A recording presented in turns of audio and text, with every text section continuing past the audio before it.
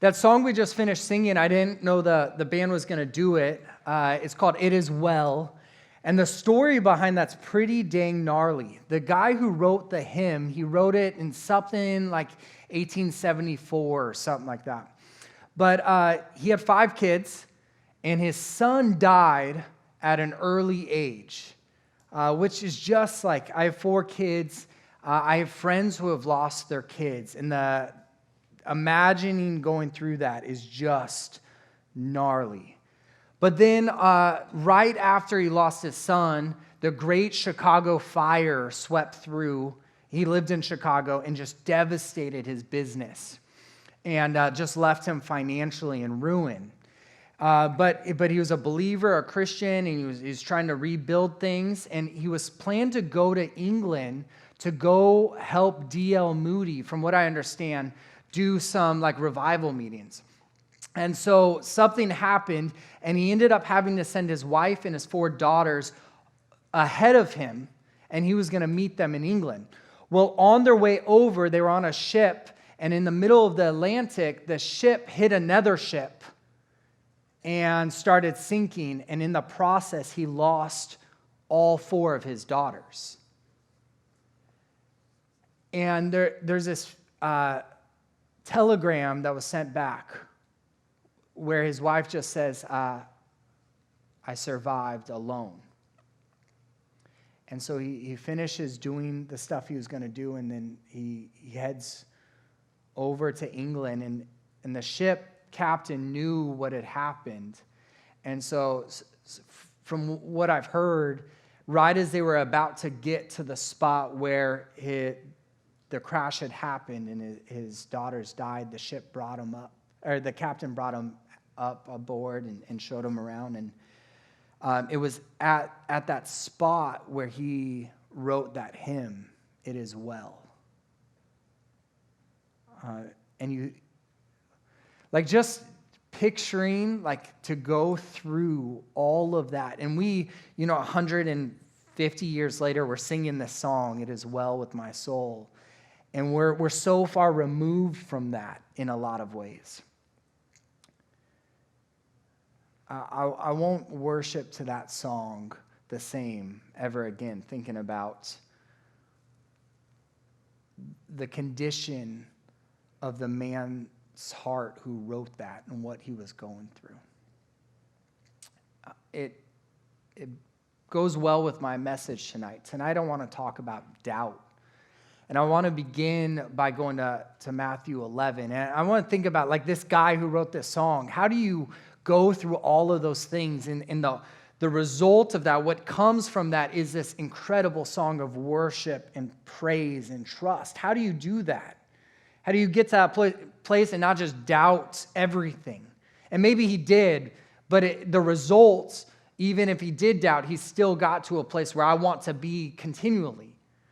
And in Matthew 11, verse 2, where we see John the Baptist. And John the Baptist is the dude that baptized Jesus, the dude that prepared a way for Jesus. And he knew who Jesus was. When Jesus came to him to get baptized, he goes, whoa, I'm not worthy to even untie your sandals.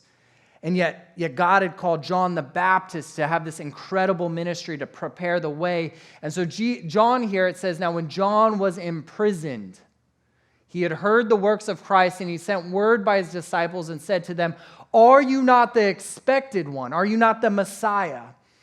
Or shall we be looking for someone else? This is crazy. John the Baptist, he understands who Jesus is. He was the one who baptized Jesus. He prepared a way for Jesus. Through him, God transformed a lot of Israel. He changed the landscape of Israel leading up to Jesus' ministry. And yet, now he finds himself in prison. And he's hearing of what Jesus is doing, and I don't think he's just hearing the bad, but for sure he's hearing that Jesus is hanging out with sinners and prostitutes and tax collectors. And Rome is still, Rome, this wicked nation. It hasn't been overthrown by Jesus. And he's in prison. Things are not looking good, and he's at a place of just doubt. John the Baptist, he says, hey, Jesus, are you the expected one? Or should we be expecting someone else? Or should we be looking for someone else?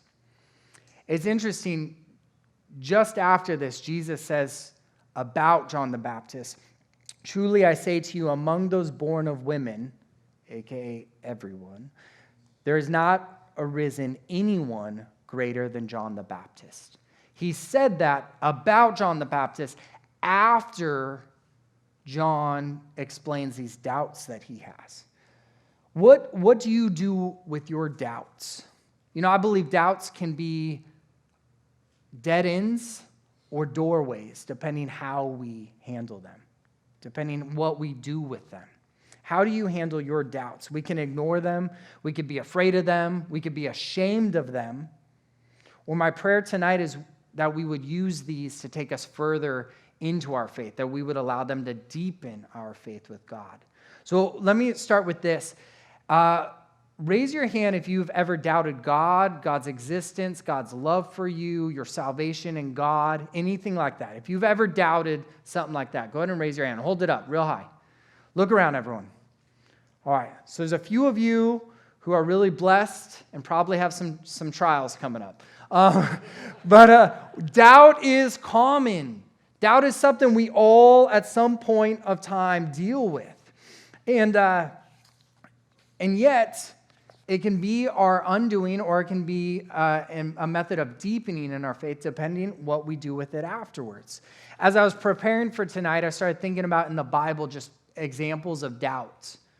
And just without even looking up too much, I thought Abraham, who doubted God's protection, he lied at some times to try to protect his wife. Abraham doubted God's provision. He got into a whole bunch of trouble in that case.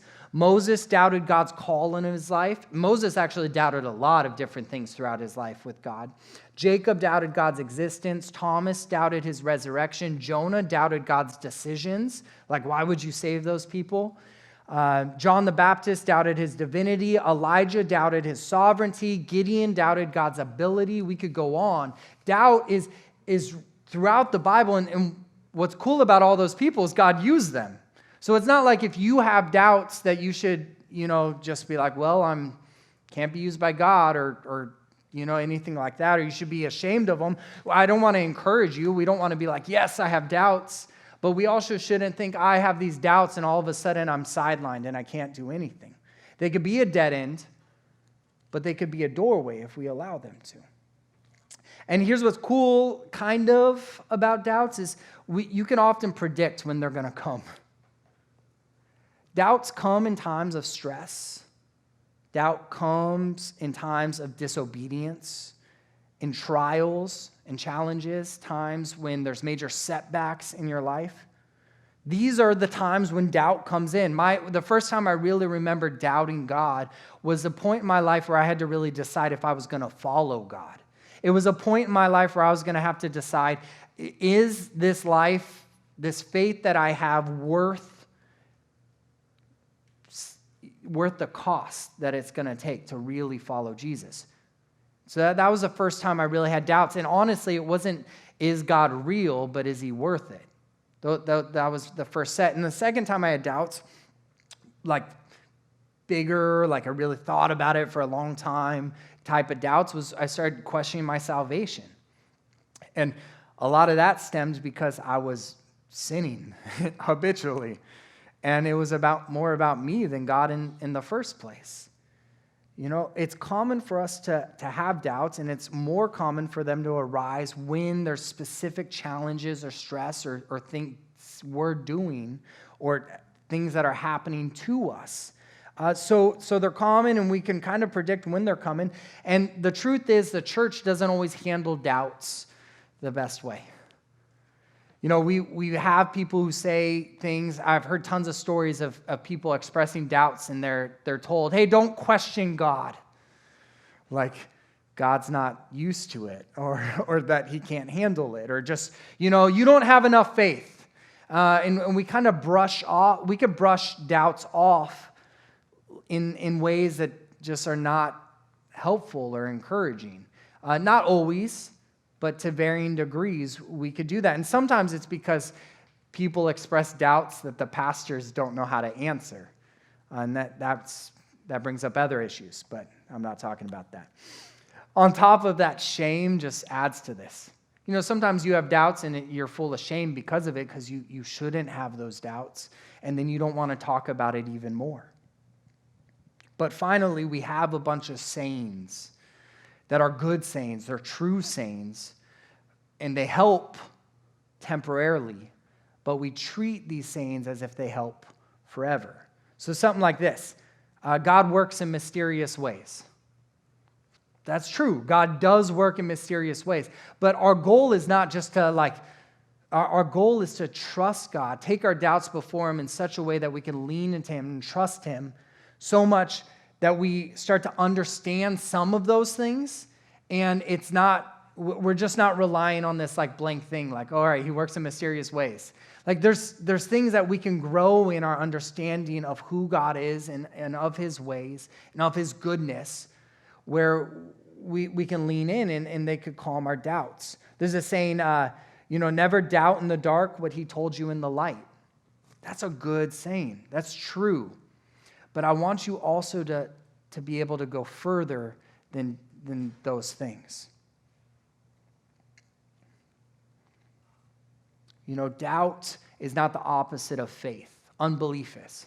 In fact, I think to some degree, there will always, the aspect, what faith is, it's saying that it's not 100% proof. You don't have 100% proof. That's why it takes faith. Now, my prayer is that we would all get to a place where we are absolutely convinced and convicted that God is not only real, but He's good, and the things He calls us to do, we should do wholeheartedly, with everything we have, without worry or without any hesitance. I believe we could all get there. But ultimately, we are called to put our trust and faith in God. And so that means that it's going to take some risk. Mark Hoffman always says, faith is spelled R-I-S-K. So what do we do with our doubts? Well, tonight, the way I want to break down what we do is I want to look at a psalm, Psalm 73. And there's this worship leader, his name's Asaph, and he really reveals to us what he did. And the first thing he does with his doubts is he confesses them. He speaks them out loud. Will you guys read with me? It says in Psalm 73, verse 2, "But as for me, my feet came close to stumbling. My steps had almost slipped, for I was envious of the arrogant. I saw the prosperity of the wicked, for there are no pains in their death, and their body is fat." It was a good thing then. "They are not in trouble as other men, nor are they plagued like mankind. Therefore pride is their necklace, their garment of violence covers them. Their eye bulges from fatness, and the imaginations of their heart run riot. Behold, these are the wicked, and always at ease, they have increased in wealth." I'm going to read 13. I changed it up. He ends with this part. He says, "Surely in vain I have kept my heart pure and washed my hands in innocence." Surely in vain. Now that is like a pretty clear picture of his frustrations and doubts. And I bring that up because often when we're doubting, we really are clear of how everything else is working. Because we think about it a lot. Here, what is his doubt? His doubt is, I don't believe that God is actually working the way He says He's going to work. Because all these evil, wicked people are prospering. And he just confesses it. He brings it before God. I want to encourage you guys, if you have any doubts, don't hide them. God already knows, but it's important for us to confess it, to say it out loud. And there's a few reasons why. One, God knows, let's bring it before Him.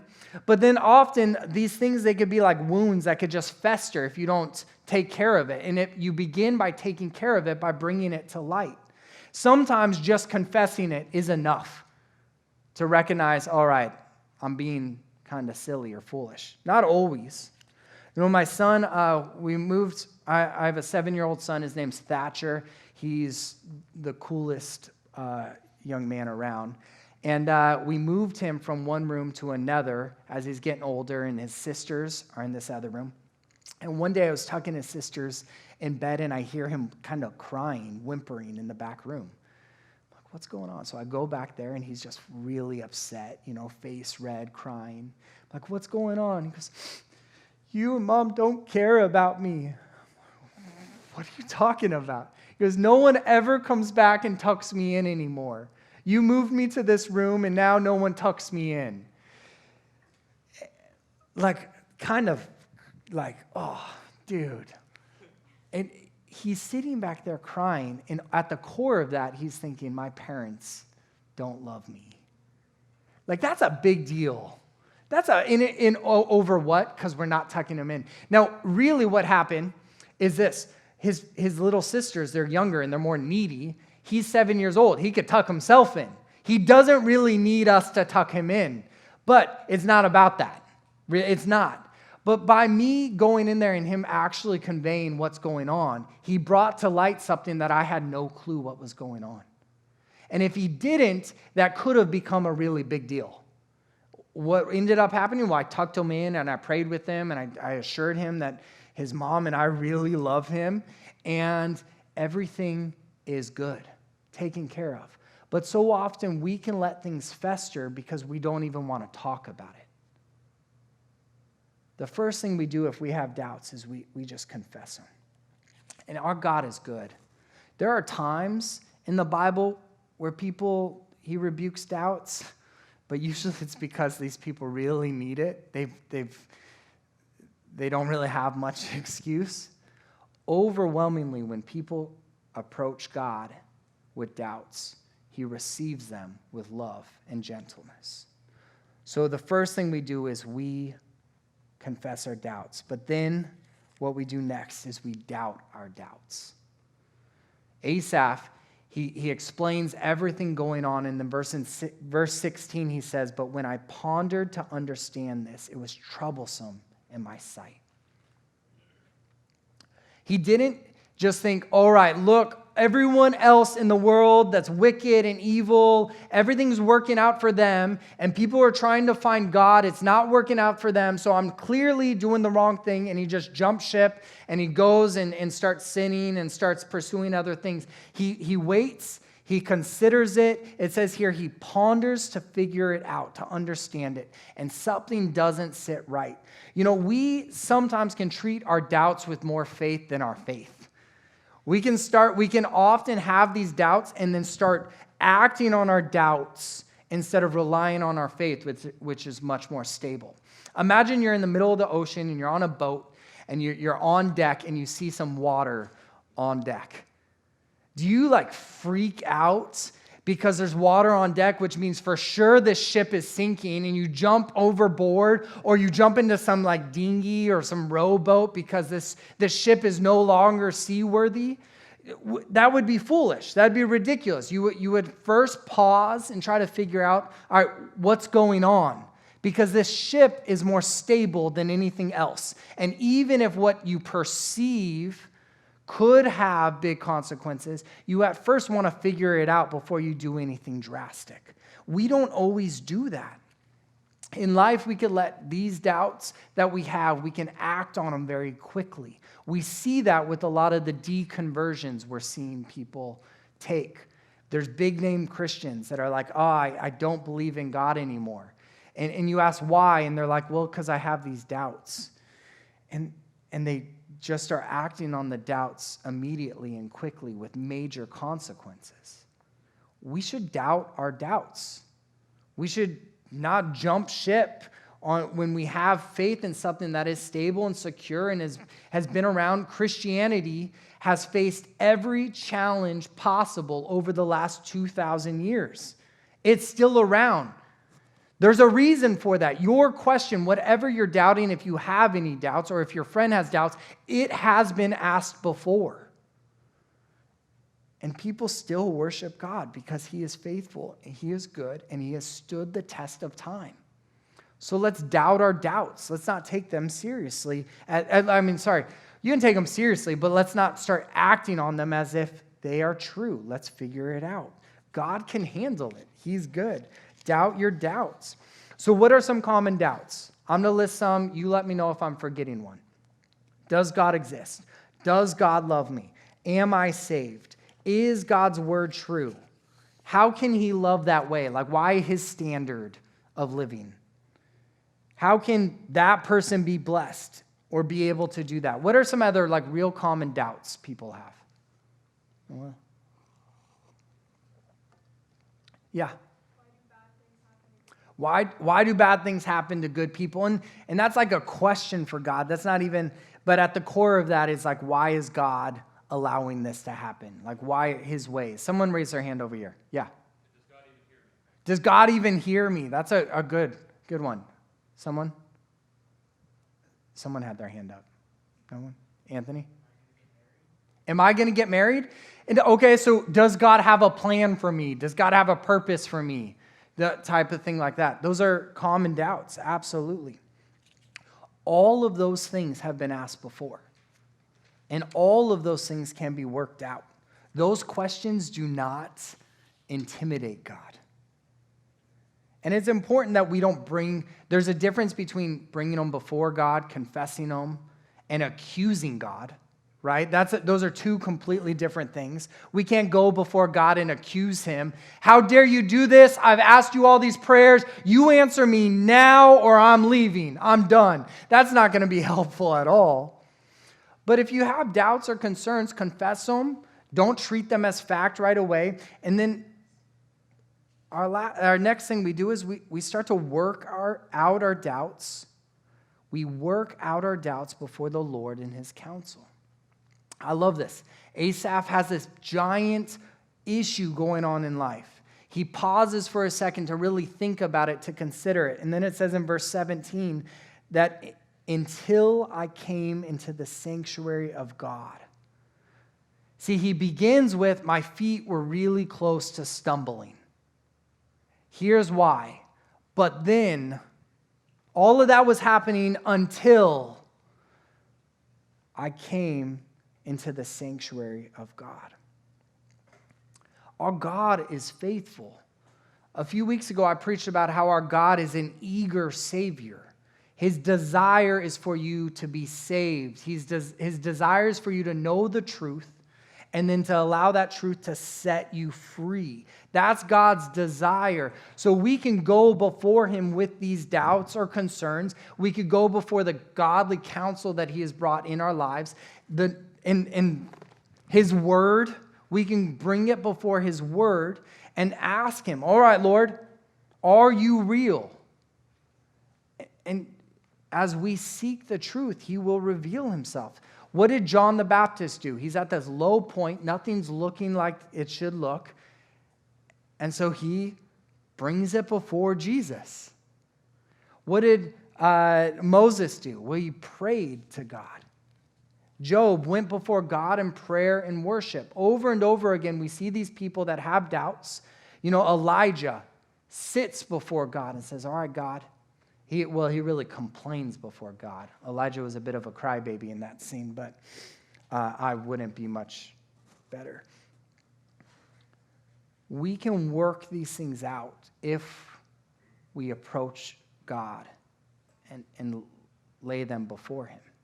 And that should be our go-to, but often what we do is we have these doubts about God. We start acting on them as if they're true, and then we start bringing them before all the people that live lives according to those doubts. And that's kind of backwards. That's completely backwards. But my last point is tied to this, and it's simply this. Truth, when sought honestly, will be found. I really believe that. And I put this caveat, honestly. Because there's a lot of times we have these doubts, and we say we're seeking them out, we're searching them out in word, but we're not really doing it in deed. And what we allow is our emotions just to blind us. Or we allow our lusts or greed or desires to really dictate the answer. We're not truthfully seeking it out. The way you do it honestly is this. If you honestly want to know the truth, then you're okay with either outcome. And God's word is true. It's real. I don't have any doubt that this is going to stand up. Again, thousands of years people have tried. This remains true. This has withstood every confrontation and challenge, rather. Sorry. But the other thing is, if you honestly want to seek it out, then you're going to bring it before God's word and before godly counsel and hear people out. How many times have you gone before someone and you start complaining and then they point out that you're just being a drama queen or you're just making mountains out of molehills and afterwards you leave just feeling a little bit ridiculous because your emotions got the better of you? All of us, we've all done that. And when it comes to our faith, if we allow our doubts to dictate our faith, then we could get into a whole heap of trouble. But if we go before godly counsel and we say, hey, I'm struggling with this, then godly counsel is going to pray with you and they're going to help you see it through. I've done this over and over and over again. And what I found is people who honestly want to find the truth will find it. And I have found equally people who don't want to, that really just want to live a life apart from Christianity. They won't. I was listening to an interview with Lecrae about him really struggling with his faith.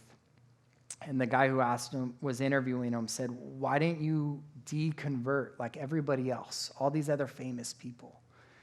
And he said it better than I will be able to hear. He goes, it's interesting how many of those people really at the end of it, you could see that there was another desire that they had, another lifestyle they wanted to live. And that's what led to their deconversion. He said, I was struggling with my faith, but it wasn't because I wanted to go fulfill some hedonistic pleasure. It was because I had challenges and questions, but God answered those. I honestly was seeking them. We can get caught up. And I think the big things in our culture are this. It's not super cool to follow God the way God calls us to do it. What it means is there are people who we recognize that their marriage is actually a mirage of something so much better. And well, that's just not in our culture. It's not okay to say. It's not acceptable to say, but that's the truth. Well, that means if I'm to follow God, it's going to cost me. If I'm to truly seek out the Lord, it means I'm to live a certain way. So I'm not going to participate in this subculture that gets high or drinks, or this subculture that's just promiscuous, or this subculture that's, you fill in the blank. And does that mean I doubt God? Well, a lot of people want to do those things, so they say they doubt God, but their problem is less with is God real and more with do they really want to follow him? So if you seek God honestly looking for the truth, it's going to be found. Jeremiah 33:3 says, call to me and I will answer you, and I will tell you great and mighty things which you do not know. This guy Asaph brought his doubts to the Lord. He worked them out. He found the answers in God's sanctuary. And it goes on and he says, when my heart was embittered and when I was pierced within, verse 23 goes, nevertheless, I'm continually with you, for you have taken hold of my right hand, and your counsel you will guide me, and afterwards receive me to glory.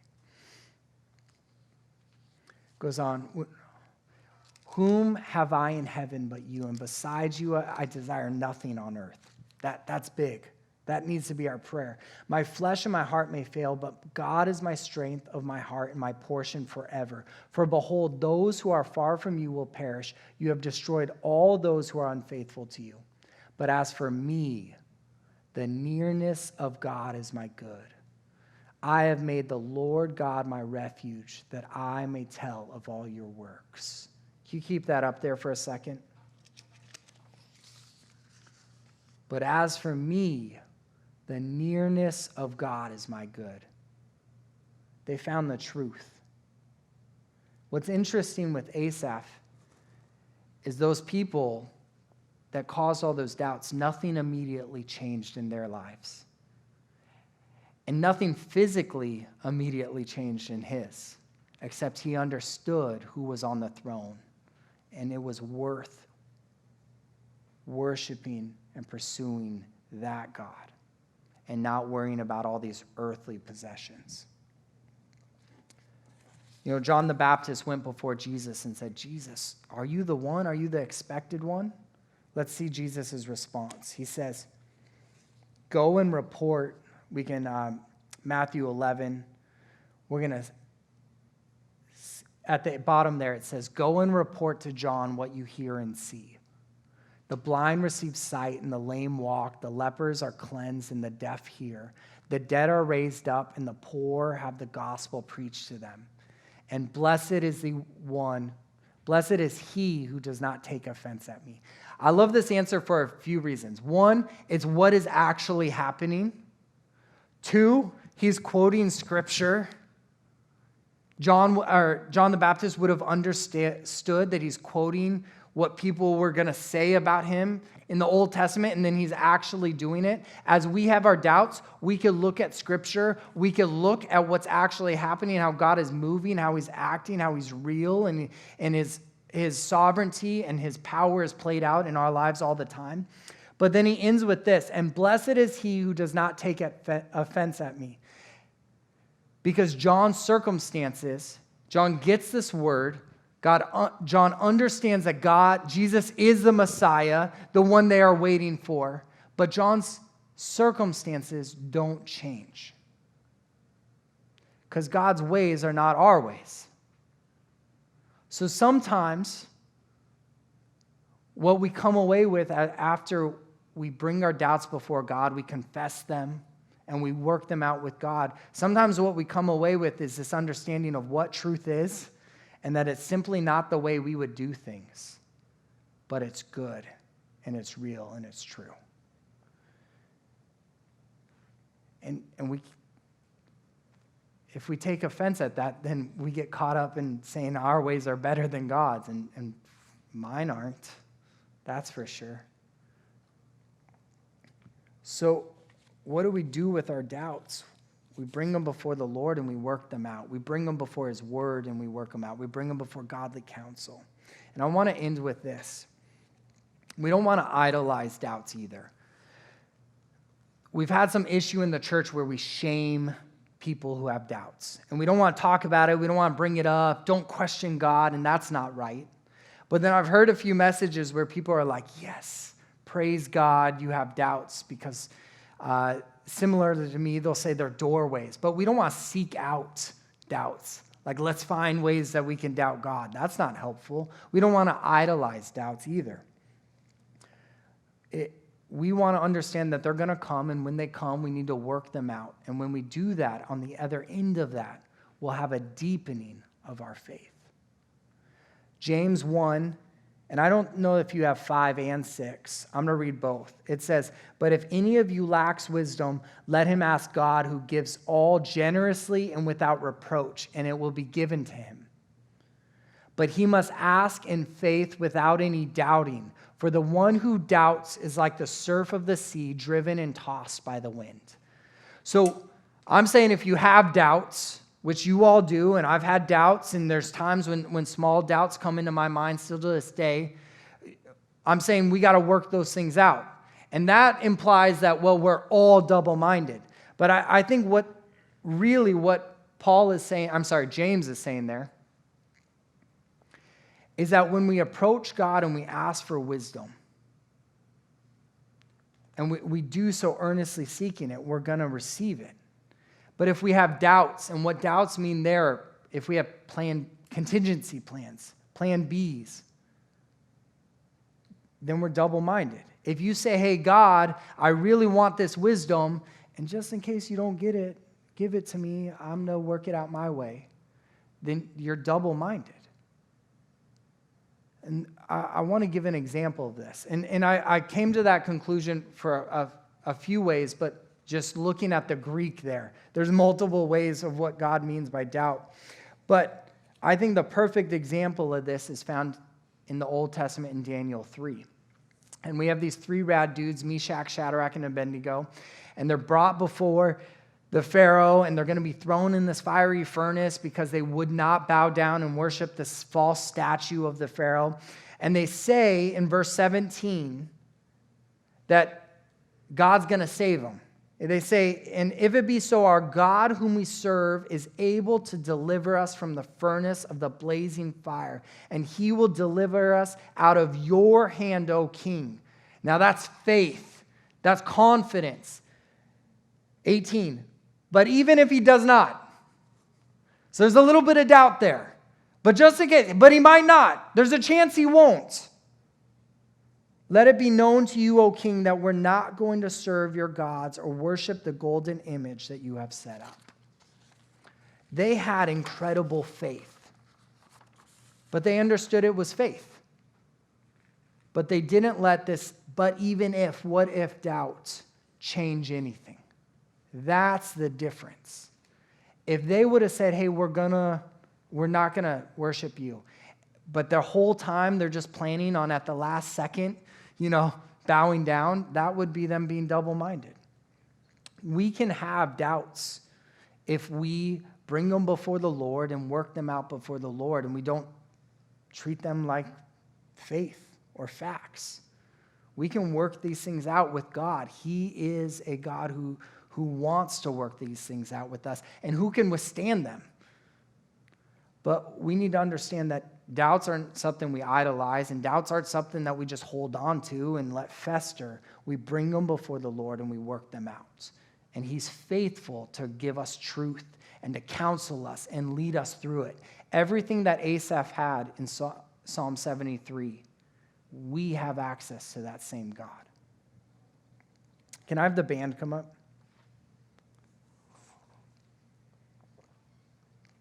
So my question for you is this, and I brought this message for a couple reasons. You might be in a place where you're not doubting God, but you have friends that are. So my hope is that when they approach you and say, hey, I'm not so sure about this Jesus guy or this Christianity thing, that your response will be like, all right, let's work it out together, and not ye of little faith, or you won't rebuke them. But I also know that some of you here are likely struggling with aspects of Christianity. And I want you to know that you don't have to hide those things from God. Bring them before him.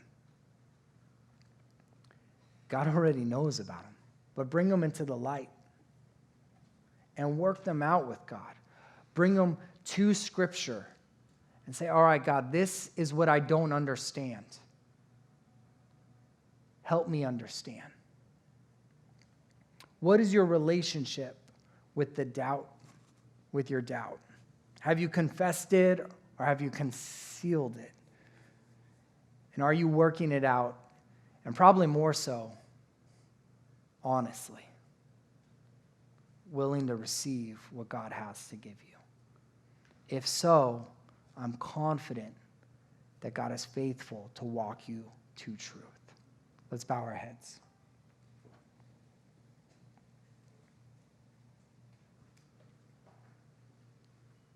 Father God, I think about that guy who wrote, "It is well with my soul," after dealing with just setback after setback and pain after pain.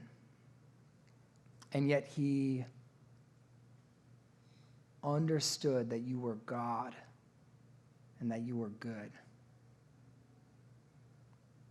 God, I thank you that he did not allow any doubts that inevitably had to be brought up. He didn't let those things dictate his faith. And Lord, may we be like that.